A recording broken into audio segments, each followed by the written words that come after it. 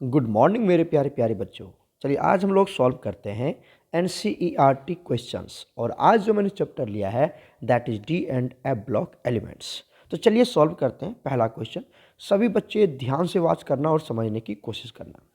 Question क्या कह रहा है, predict which of the following will be coloured in aqueous solution.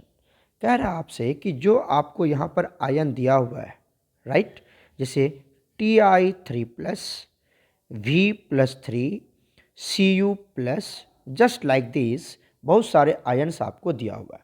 तो इसमें से कह रहा है कौन कलर्ड आयन्स होंगे और कौन कलर्ड आयन्स नहीं होगा। इसके लिए हमारे पास एक ही रूल है, आपको क्या चेक करना है कि जिसके पास, जिस आयन्स के पास वैकेंट डी ऑर्बिटल्स होंगे, राइट, इनकम्प्लीट डी ऑर्बिटल्स होगा वो तो कलर्ड होगा, और जिसके पास डी ऑर्बिटल्स पूरा भरे होंगे या फिर डी ऑर्बिटल्स में कोई भी इलेक्ट्रॉन नहीं होगा, खाली होगा, तो वह क्या होगा, कलर्ड नहीं होगा, कलरलेस होगा, राइट। तो चलिए सबसे पहले हम चेक करते हैं, इसका मैं आंसर बनाने जा रहा हूँ, सभी बच्चे ध्यान से देखना। जैसे हमने ले लिया टाइटेनियम, टाइटेनियम टाइटेनियम का एटॉमिक नंबर क्या होता है, स्कैंडियम टाइटेनियम क्या होता है बच्चा, 22। स्कैंडी कितना होता है एटॉमिक नंबर, 22। इसका इलेक्ट्रॉनिक कॉन्फ़िगरेशन निकाल लीजिए आप। हमने क्या निकाला, यहाँ पर लिखा आर्गन। आर्गन का एटॉमिक नंबर तो पता ही होगा आपको, 18 होता है। उसके बाद हमने क्या लिख दिया, आर्गन के बाद 4s2। उसके बाद कितना हो गया, 20। 20 के बाद क्या लिखेंगे यहाँ पर, 3d2 आ गया, 22 हो गया ना, 18 2 20 2 22। अब इसमें से हमें टाइटेनियम का तो इलेक्ट्रॉनिक कॉन्फ़िगरेशन नहीं पूछ रहा है, हमसे किसका पूछ रहा है, Ti3+ का पूछ रहा है। तो चलिए निकाल लेते हैं, Ti3+। कैसे निकालेंगे, इसका मतलब ये हुआ कि 3 इलेक्ट्रॉन इसने लॉस किया है। कितना इलेक्ट्रॉन लॉस किया है, 3 इलेक्ट्रॉन लॉस किया है ना, तभी तो Ti+3 बन गए। तो 3 इलेक्ट्रॉन जब भी लॉस होगा तो वो तो लास्ट सेल से लॉस होगा। लास्ट सेल क्या है, 4 है ना, n=4 है, प्रिंसिपल क्वांटम नंबर 4 है। तो 2 इलेक्ट्रॉन यहाँ से जाएंगे, 2 इलेक्ट्रॉन यहाँ से जाएंगे, 2 इलेक्ट्रॉन का लॉस हो जाएगा, राइट। और यहाँ से कितने इलेक्ट्रॉन जाएंगे, 3 ही तो जाना है, तो यहाँ से 1 जाएगा, राइट, 1 इलेक्ट्रॉन। तो क्या बनेगा इसका इलेक्ट्रॉनिक कॉन्फ़िगरेशन, आर्गन तो रहेगा ही रहेगा। यहाँ क्या बन गया, 18। उसके बाद 3d1, उसके बाद 4s0, राइट। अब आप चेक करें, इसके पास आर्गन की तो बात ही नहीं, आर्गन में तो कोई अनपेयर्ड इलेक्ट्रॉन होता है नहीं, यहाँ तक कोई अनपेयर्ड इलेक्ट्रॉन नहीं होता है, कोई अनपेयर्ड इलेक्ट्रॉन नहीं होता है। तो अनपेयर्ड इलेक्ट्रॉन की वैल्यू क्या हो जाएगा यहाँ तक, आर्गन तक 0। अब आइए बात कर लेते हैं हम 3d1 की। तो डी में कितने बॉक्स बनाते हैं आपको पता ही होगा, डी में कितना बॉक्स बनता है, 5 बॉक्स बनता है। तो हमने ये 5 बॉक्स बना दिया, राइट। उसके बाद कितना इलेक्ट्रॉन है वहाँ पर, 1 इलेक्ट्रॉन है, तो 1 इलेक्ट्रॉन को भी यहाँ पर फिल कर दिया, राइट। आप देख पा रहे हैं इसके पास एक अनपेयर्ड इलेक्ट्रॉन है, जिसकी वजह से Ti3+, जिसका इलेक्ट्रॉनिक कॉन्फ़िगरेशन क्या बन गया, आर्गन, राइट। यहाँ पर 18 और यहाँ पर 3d1, राइट। तो ये क्या होगा आपका, कलर्ड होगा। क्या होगा बच्चा, कलर्ड होगा। क्यों होगा कलर्ड, क्योंकि इसके पास अनपेयर्ड इलेक्ट्रॉन्स है, इसके पास अनपेयर्ड इलेक्ट्रॉन्स है। कितना अनपेयर्ड इलेक्ट्रॉन है, क्यों, कितने अनपेयर्ड इलेक्ट्रॉन है, 1। ये कलर्ड क्यों हुआ, due to 1 unpaired electron, due to 1 unpaired electron. Clear हो गया, इस तरह से बना लेंगे, जस्ट लाइक दैट। अब इलेक्ट्रॉनिक कॉन्फ़िगरेशन तो निकालने के लिए मैंने आपको सिखा दिया है। अब मैं सीधा लिख रहा हूँ, जितने भी आयन्स यहाँ पर आपको दिया हुआ है, मैं वो सभी आयन्स का इलेक्ट्रॉनिक कॉन्फ़िगरेशन सीधा सीधा लिख रहा हूँ। आप बिल्कुल ऐसे ही प्रैक्टिस करेंगे तो लिख पाएंगे, ठीक है। इसके बाद आइए, इसके बाद आता है हमारे पास V3+, V3+। इसका जो इलेक्ट्रॉनिक कॉन्फ़िगरेशन होगा वो क्या होगा, मैं सीधा लिख रहा हूँ, आप चेक कर लेना, आर्गन, राइट। यहाँ पर आ जाएगा 18। उसके बाद 3d2, 3d2। तो यहाँ पर भी 2 अनपेयर्ड इलेक्ट्रॉन है, कितने हैं, सिंगली फिल्ड करेंगे डी में तो 2 अनपेयर्ड इलेक्ट्रॉन आएंगे। तो ये भी क्या होगा आपका, कलर्ड होगा, ये भी क्या होगा, कलर्ड होगा। क्लियर हो गया। और क्यों कलर्ड होगा? Due to presence of two unpaired electron, due to presence of two unpaired electrons. Clear हो गया? इस तरह से आप निकाल लेंगे बच्चा, इस तरह से आप निकालेंगे, इसका यही इलेक्ट्रॉनिक कॉन्फ़िगरेशन आएगा। आप चेक कर लेना, यही आएगा। ठीक है, मेरे पास ऑलरेडी नोट्स में बनाया हुआ है, तो मैं वहीं से एक्सप्लेन कर रहा हूँ। ठीक है बच्चा, अब आइए, अब ले लेते हैं हम Cu प्लस। Cu प्लस का Cu का नहीं, Cu प्लस का निकालना इलेक्ट्रॉनिक कॉन्फ़िगरेशन। तो Cu प्लस का इलेक्ट्रॉनिक कॉन्फ़िगरेशन आएगा आर्गन, राइट। उसके बाद आ जाएगा 3d10। तो अब आप देख रहे हैं 3d में पूरा इलेक्ट्रॉन भरा हुआ, 10 का 10 इलेक्ट्रॉन पूरा का पूरा भरा हुआ है। तो ये क्या हो जाएगा बच्चा? ये हो जाएगा आपका कलरलेस। क्या हो जाएगा? कलरलेस हो जाएगा। क्यों होगा? Due to unavailability of unpaired electron, क्योंकि यहाँ पर कोई भी अनपेयर्ड इलेक्ट्रॉन्स नहीं है। क्लियर हो गया? उसके बाद जस्ट लाइक आप निकाल लीजिए स्कैंडियम 3+, है ना। इसका कैसे निकालेंगे? जब ये निकालेंगे तो यहाँ तक आ जाएगा आपका आर्गन तक ही इसका इलेक्ट्रॉनिक कॉन्फ़िगरेशन आएगा। और यहाँ तक तो हमने ऑलरेडी बताया हुआ है। आर्गन तक का इलेक्ट्रॉनिक कॉन्फ़िगरेशन क्या लिखोगे आर्गन तक? बताओ तो। यहाँ तक 18 इलेक्ट्रॉन है, क्या लिखेंगे इसमें? 1s2, 2s2, 2p, 6, 3s2, 3p6। अब चेक करें, ये आर्गन तक का इलेक्ट्रॉनिक कॉन्फ़िगरेशन है, आर्गन तक का इलेक्ट्रॉनिक कॉन्फ़िगरेशन है। और इसमें सारे ऑर्बिटल फुलफिल्ड है।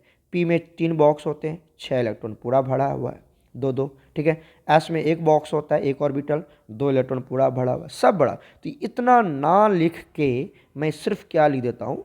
आर्गन 18 लिख देता हूँ, राइट। यहाँ पर भी क्या है? No unpaired electron, no unpaired electron. तो ये भी क्या होगा आपका? स्कैंडियम भी जो होगा, ये भी क्या होगा बच्चा? कलरलेस हो जाएगा, राइट। क्लियर हो चुका है? बाकी आपके पास जो भी बच गया है, हमने आपको बताया हुआ स्कैंडियम तक। तो आपके पास मैंगनीज, राइट, आयरन, उसके बाद कोबाल्ट, ये 3 मैं आपके ऊपर छोड़ रहा हूँ। You will do your self. और आप चेक करें आपसे बन रहा है कि नहीं बन रहा है। बनाने का मेथड सबसे पहले आप यही फॉलो करेंगे जो आप यहाँ से यहाँ तक देख रहे हैं, राइट। ये फॉलो करेंगे और आप चेक करेंगे कि आपसे बनता है कि नहीं बनता है। नहीं बनेगा, आपको कोई दिक्कत होगी तो आप हमसे पूछ लेना। ओके बच्चे, अब हम चलते हैं नेक्स्ट क्वेश्चन पर। नेक्स्ट क्वेश्चन देखिए क्या कहता है। Compare the stability of +2 oxidation state. ये क्वेश्चन नंबर 19 है आपके एनसीईआरटी का, right. Compare the stability of the +2 oxidation state for the elements of the first transition series. First transition series की, राइट। तो बताइए फर्स्ट ट्रांजिशन सीरीज में कौन कौन आता है? फर्स्ट ट्रांजिशन सीरीज की अगर मैं बात करता हूँ, फर्स्ट ट्रांजिशन सीरीज, राइट। इसी को हम एक और नाम से बोलते हैं बच्चा, इसी को हम एक और नाम से बोलते हैं। उसका नाम क्या होता है? 3D सीरीज, 3D सीरीज भी बोलते हैं, राइट। तो फर्स्ट ट्रांजिशन सीरीज या 3D सीरीज की अगर मैं बात करूँ तो यहाँ पर जो एलिमेंट्स आते हैं वो क्या क्या आते हैं? Scandium, titanium, vanadium, chromium, manganese, iron, cobalt, nickel, copper, zinc, यही आता है। एटॉमिक नंबर की बात करती है तो पता ही होगा आपको, 21, 22, 23, 24, 25, 26, 27, 28, 29, दैट इज 30, राइट। अब देखिए, अब जैसे जैसे आप बच्चे, जैसे जैसे आप लेफ्ट टू राइट मूव करेंगे, क्या लिख रहा हूं मैं? As we move, as we move, as we move from left to right, left to right, as we move from left to right, मतलब इस डायरेक्शन। और कह सकते हैं इन द, और इन द, या अलोंग द पीरियड। और क्या बोल सकते हैं आप? अलोंग द पीरियड, और along the period, along the period, किसमें? इन 3D सीरीज, इन 3D सीरीज। जब आप लेफ्ट टू राइट क्या बोल रहे हैं? देखिए, as we move from left to right, जैसे आप लेफ्ट टू राइट मूव करेंगे, और या आप ऐसे बोल सकते हैं अलोंग द पीरियड, किसमें, in the 3D series, in the 3D series, then क्या होता है, then atomic size, atomic size decreases. Atomic size क्या होगा बच्चा, आपको पता ही है, एटॉमिक साइज डिक्रीज हो जाता है। अगर एटॉमिक साइज डिक्रीज हो गया तो क्या होने वाला पता है आपको, आयोनाइजेशन एनर्जी 10 आयोनाइजेशन एनर्जी क्या हो जाएगा, इंक्रीज हो जाएगा। ये तो पता ही आपको, आयोनाइजेशन एनर्जी इंक्रीज हो जाएगा। जब आयोनाइजेशन एनर्जी इंक्रीज हो जाएगा तो इलेक्ट्रॉन का निकलना मुश्किल हो जाएगा, इलेक्ट्रॉन को निकालने के लिए बहुत एनर्जी देना पड़ेगा। And so there is a difficulty, there is a difficulty there is a difficulty to release the electron, electron को निकालने में, कि जैसे जैसे आयोनाइजेशन एनर्जी बढ़ेगा इलेक्ट्रॉन को निकालना मुश्किल हो जाएगा। जब इलेक्ट्रॉन नहीं निकलेगा तो पॉजिटिव चार्ज जो हो जाएगा वो क्या हो जाएगा, कम हो जाएगा। पॉजिटिव चार्ज क्या हो जाएगा, कम, मतलब पॉजिटिव चार्ज डिक्रीज होना शुरू हो जाएगा। ठीक है, तो there will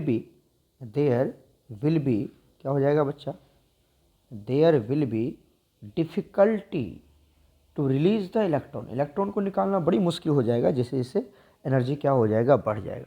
in that case जब इलेक्ट्रॉन निकलेगा ही नहीं तो ऑक्सीडेशन स्टेट बढ़ेगा कि घटेगा, इलेक्ट्रॉन निकलता है तो पॉजिटिव चार्ज बढ़ता है, और जब इलेक्ट्रॉन निकल ही नहीं रहा है, मुश्किल हो रहा है, तो पॉजिटिव चार्ज बढ़ेगा ही नहीं। समझ में आ रही बात आपको, इलेक्ट्रॉन का निकालना मुश्किल हो गया, इलेक्ट्रॉन का निकलना मुश्किल हो गया, इसका मतलब इलेक्ट्रॉन नहीं निकलेगा तो पॉजिटिव चार्ज बढ़ेगा क्या, अरे पॉजिटिव चार्ज तो डिक्रीज हो जाएगा ना। एंड दस देयर विल बी ठीक है, देयर विल बी क्या हो जाएगा यहाँ से, देयर विल बी डिक्रीज, या देयर विल बी क्या लिख सकते हैं, देयर विल बी, और ऐसे लिख दो, एंड दस स्टेबिलिटी ऑफ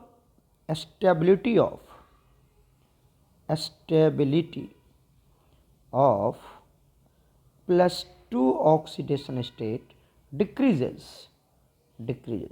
अब ऐसा नहीं होगा कि +2 बढ़ता जाए, +3 चला जाएगा, +4 चला, ऐसा नहीं होगा। +2 क्या हो जाएगा, डिक्रीज होने लगेगा, उसकी चार्ज बढ़ेगी नहीं, तो +2 ऑक्सीडेशन स्टेट क्या कर जाएगा, डिक्रीज कर जाएगा। ठीक है, आपको यह बात याद रखना है। लेकिन अगर मैं बात करूं Mn जिसका एटॉमिक नंबर 25 है, अगर मैं Mn+2 की बात करूं, तो अगर मैं किसकी बात करूं, इफ Mn+2 की बात किया जाए, या हम बात कर लेते हैं केस फर्स्ट, केस ले लेते हैं किसका, Mn+2 का। Mn के ऊपर कितना चार्ज है, +2 चार्ज। तो अगर मैं Mn+2 की बात करूँ, Mn का एटॉमिक नंबर 25, ठीक है, तो पहले क्या होगा इसका, पहले मैं इलेक्ट्रॉनिक कॉन्फ़िगरेशन निकालता हूँ Mn का। कैसे निकालोगे, आर्गन कितना हो गया बच्चा, 18, कितना एटॉमिक नंबर 25 है, 18, उसके बाद क्या आएगा 4s2 20 3d5। और अगर मैं बात करूं किसकी, Mn की थोड़ी निकालना, हमें Mn+2 की निकालना है, Mn+2 का, तो 2 इलेक्ट्रॉन लास्ट सेल से जाएगा, लास्ट सेल से 2 इलेक्ट्रॉन चला गया यहाँ से, लास्ट सेल कौन है, यही तो है आपका 4, है ना, तो क्या बनेगा यहाँ से आर्गन 18, उसके बाद क्या बनेगा 3d5, और ये बनेगा 4s0। अब आप क्या देख रहे हैं, ये जो 3d5 है, 3d5 मतलब d में तो 5 ही बॉक्स होते हैं, ये तो पता ही आपको, और इसमें 5 बॉक्स में कितने इलेक्ट्रॉन हैं, 5 ही इलेक्ट्रॉन है बच्चा, 5 ही इलेक्ट्रॉन, मतलब ये फुल हाफ फील्ड है, ये क्या है हाफ फील्ड है, 5 इलेक्ट्रॉन दिखा दिया, दिस इज 3d5। अब आप देखिए इसमें 5 इलेक्ट्रॉन ये हाफ फील्ड, और हम जानते हैं कि half filled is more stable, half filled and full filled orbitals are more stable. So Mn+2 के केस में, Mn+2 के केस में +2 oxidation state is highly stable, clear हो गया। बट आप देखेंगे कि नॉर्मली अगर मैं लेफ़्ट टू राइट जाऊं तो +2 ऑक्सीडेशन स्टेट क्या होता है, डिक्रीज होता है। +2 ऑक्सीडेशन स्टेट डिक्रीज होता है, लेकिन Mn+2 के केस में हाईली स्टेबल होता है।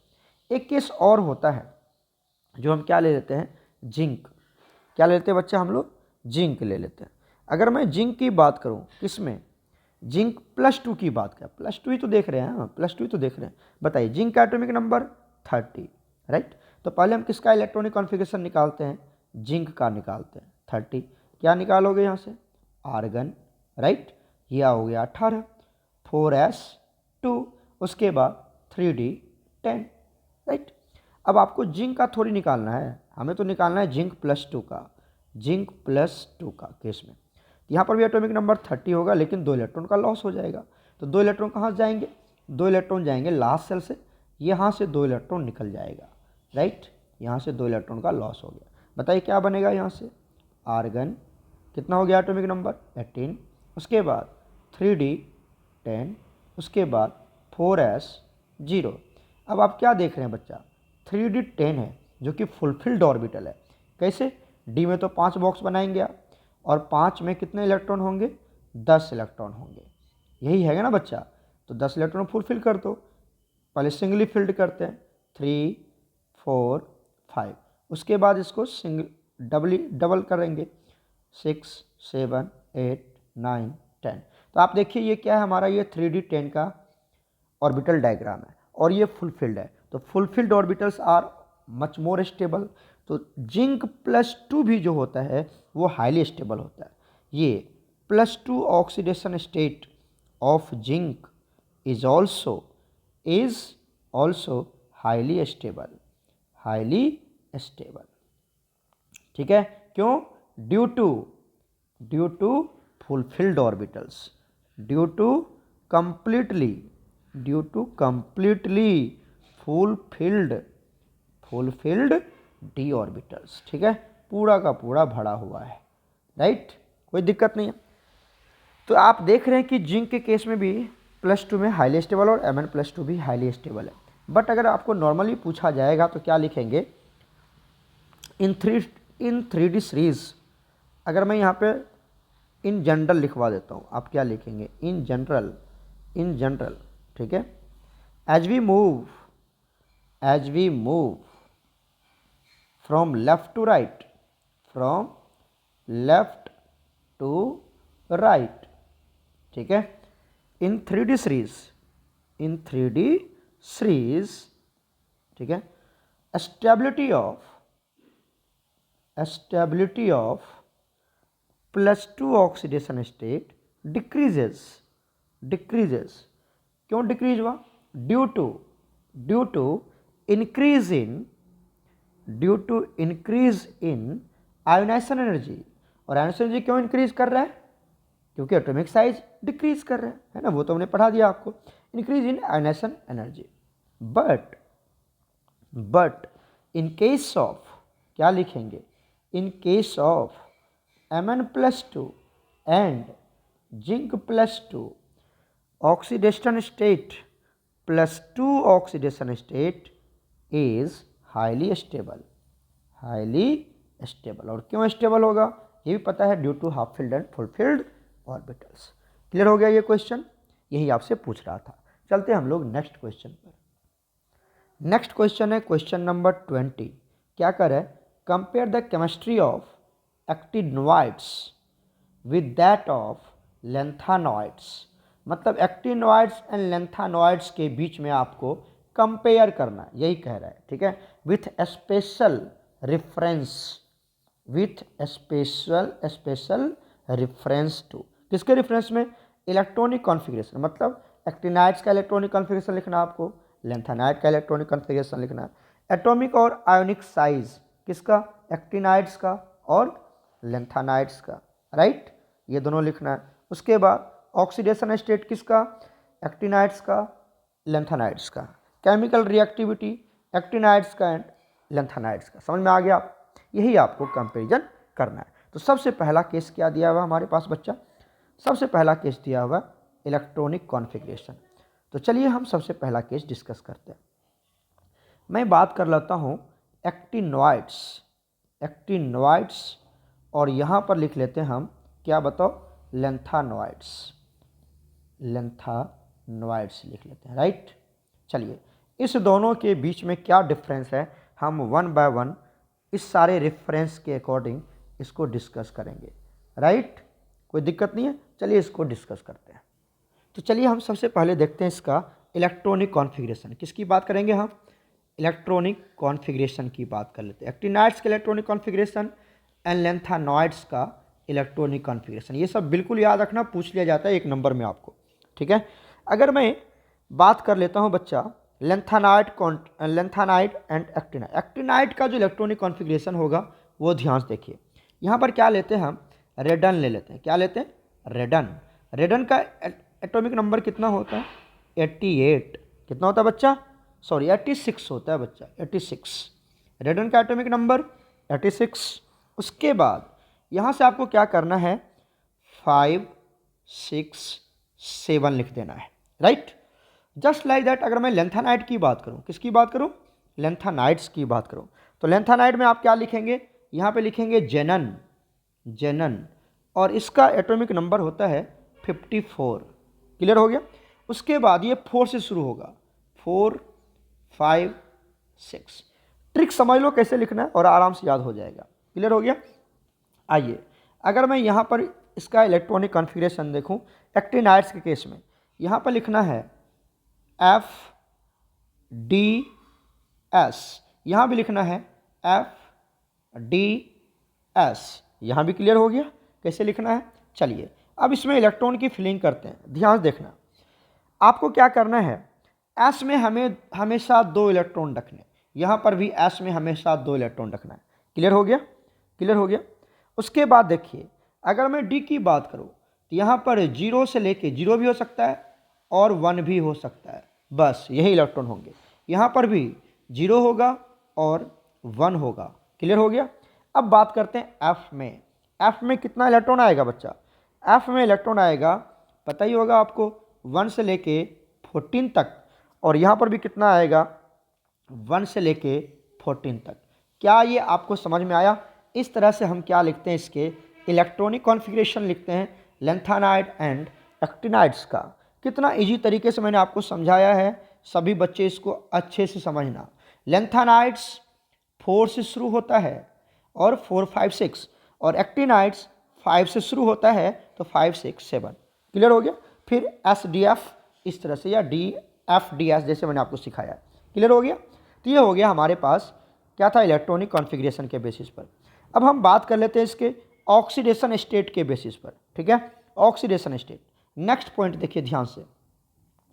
किसकी बात करते हैं बच्चा, हम ऑक्सीडेशन स्टेट की बात करते हैं। Oxidation state, right. यहाँ पर भी लिख लेते हैं हम ऑक्सीडेशन स्टेट किसका, लेंथानाइड्स एंड एक्टिनाइड्स का। मतलब ऊपर में हमने पहले एक्टिनाइड्स लिखा हुआ तो हमने एक्टिनाइड्स इस तरह से कर लेना। अब आ जाओ, ऊपर में एक्टिनाइड्स है तो एक्टिनाइड्स का हम लिख लेते हैं यहाँ से ऑक्सीडेशन स्टेट, राइट। तो देखिए इट शोज, या ऐसे लिख सकते हो, ऐसे लिख सकते हो यहाँ से, बिसाइड इट शोज, ऐसे लिख लो, इट शोज +3, या फिर ऐसे कर दो, it shows +4 +5 +6 +7 oxidation state, oxidation state. और यहाँ पे लिख लेना +3। इट शोज +3 +4 +5 +6 +7, कितना शो करेगा ये, +3 ऑक्सीडेशन स्टेट शो करता है, +4 +5 +6 +7 ऑक्सीडेशन स्टेट शो करता है ना, +7 ऑक्सीडेशन स्टेट शो करता है। But common oxidation state is, but ध्यान दो क्या लिख रहा हूं मैं आपको, कॉमन ऑक्सीडेशन स्टेट इज क्या है यहाँ पर, +3। आपको याद रखना है कि जनरल ऑक्सीडेशन स्टेट जो कॉमन शो करता है वो +3 शो करता है, बट बहुत सारे ऑक्सीडेशन स्टेट भी यहाँ पर एलिमेंट्स शो कर सकते हैं +3 +4 +5 +6 +7, राइट। जबकि अगर मैं इसकी बात करूँ, लेंथानाइड्स की बात करूँ, तो लेंथानाइड्स जो होता है it also shows it also shows, ये भी शो करता है, +3, क्या लिख सकते हैं, +2, +3 एंड +4 ऑक्सीडेशन स्टेट, ये +4 तक ही शो करता है। बट यहाँ पर समझिए, कॉमन ऑक्सीडेशन स्टेट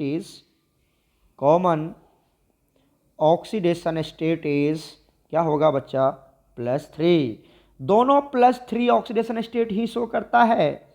लेकिन लैंथेनाइड्स जो है वो +2, +3 एंड +4 तीन ही शो करता है, और उसमें ये कॉमन आ गया +3, जबकि यहाँ पर +3, +4, +5, +6, +7 और कॉमन हो गया +3। क्लियर हो गया, यहाँ तक क्लियर हो गया। अब एक और बात कर लेते हैं हम यहाँ से केमिकल रिएक्टिविटी की। एटॉमिक साइज आप खुद करेंगे, ये मैं आपके ऊपर छोड़ रहा हूँ, राइट। केमिकल रिएक्टिविटी की बात कर लेते हैं। तो चलिए यहाँ से देख लेते हैं हम केमिकल रिएक्टिविटी। तो हेडिंग बना लेते हैं chemical reactivity,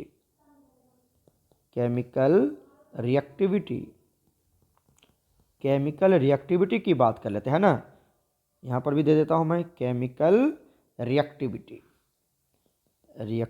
right.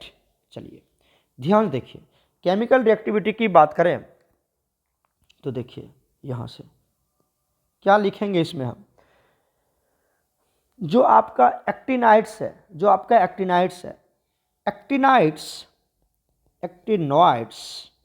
Are more reactive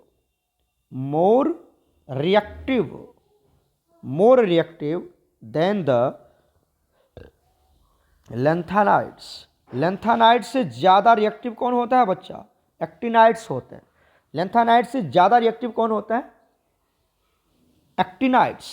actinides जो होता है बच्चा वो ज़्यादा रिएक्टिव होता है लैंथेनाइड्स से। पहला पॉइंट समझ में आ गया। दूसरी बात यहाँ पर जो होता है, all metals are radioactive, जितने भी मेटल्स होते हैं वो सब रेडियो एक्टिव होता है। एक्टिनाइड्स का सारे मेटल्स क्या होते हैं बच्चा, रेडियो एक्टिव होता है। इतनी बातें समझ में आ गई। ये था हमारे पास एक्टिनाइड्स, ठीक है। और भी आप लिख सकते हो रिएक्टिविटी के केस में, और भी आगे लिख सकते हो कि these actinoids have more tendency, क्योंकि इसकी रिएक्टिविटी ज़्यादा होती है, मोर टेंडेंसी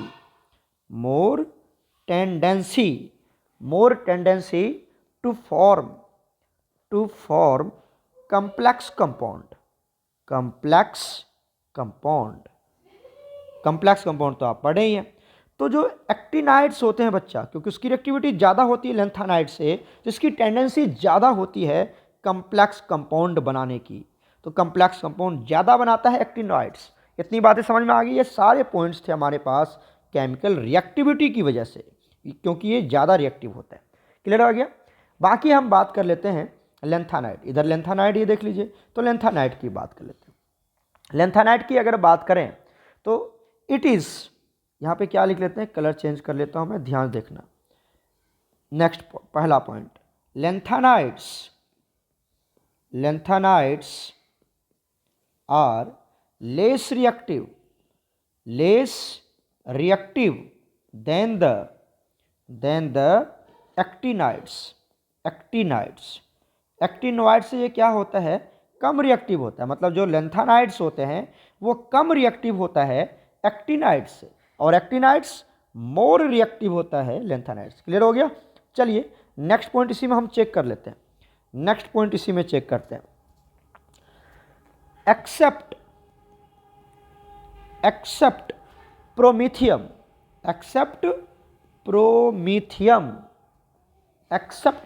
प्रोमीथियम एक एलिमेंट्स है बच्चा, एक मेटल है।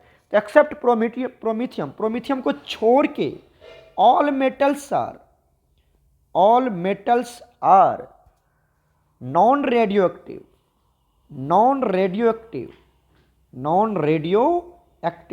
क्या कहने का मतलब हुआ कि प्रोमीथियम रेडियो एक्टिव होता है।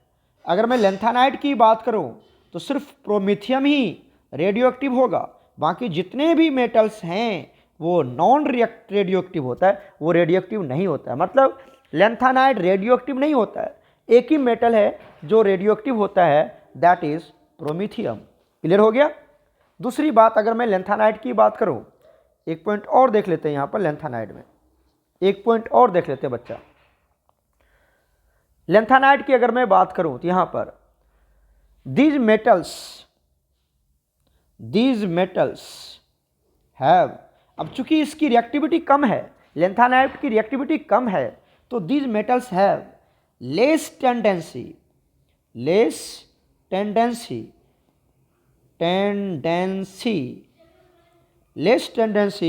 to form complex compounds, तो जो आपका लेंथेनाइड्स होते हैं उसकी टेंडेंसी कम होती है, लेस टेंडेंसी होती है क्या बनाने का, कम्प्लेक्स कंपाउंड बनाने का।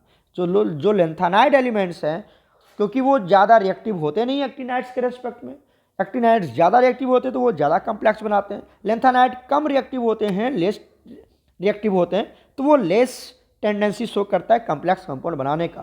प्रोमीथियम रेडियो एक्टिव होता है, बाकी कोई भी लेंथेनाइड में रेडियो एक्टिव नहीं होता है, और इसकी लेंथेनाइड की रिएक्टिविटी क्या होती है, कम होती है देन द एक्टिनाइड्स। तो these are all about chemical reactivity.